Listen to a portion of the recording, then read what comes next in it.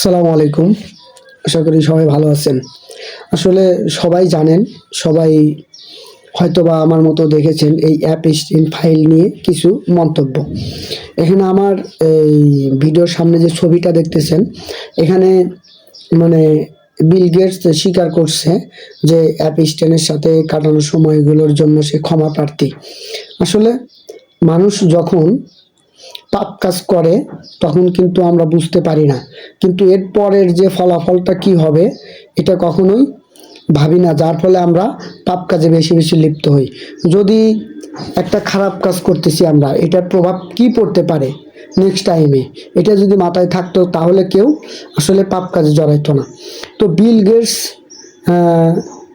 এলিন marks, তারপরে কি বলেন আপনার ডোনাল্ড ট্রাম্প, এদের মতো পশ্চিমা বিশ্বের রাঘব বলরা যদি ভুল করে থাকে, তাহলে একবার ভাবুন তারা আর সবাই কি খারাপ কাজ করতে না পারে।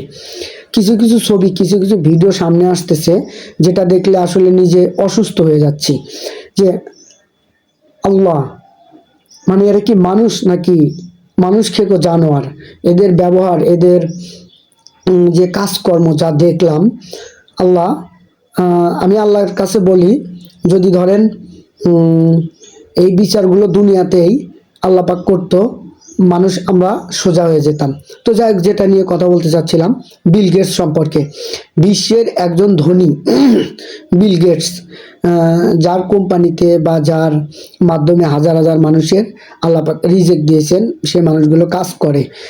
উনি এত জ্ঞানী, আর যদি জ্ঞানী না হতো তাহলে কিন্তু এত বড় লোক, এত ধনী হতে পারতো না। তো বিশ্বের একজন নাম্বার ওয়ান ধনী যদি এসব কাজ করে থাকে, তাহলে আমরা তো সাধারণ ছোটোখাটো মানুষ। পৃথিবীতে আমরা মানুষ হিসেবে জন্মগ্রহণ করলেও কিছু কিছু সময় আমাদের ব্যবহার কুকুরের চাইতেও বেশি খারাপ হয়ে যায়, ঠিক যেমন এই বিল গেটস, ডোনাল্ড ট্রাম্প এরা করেছে।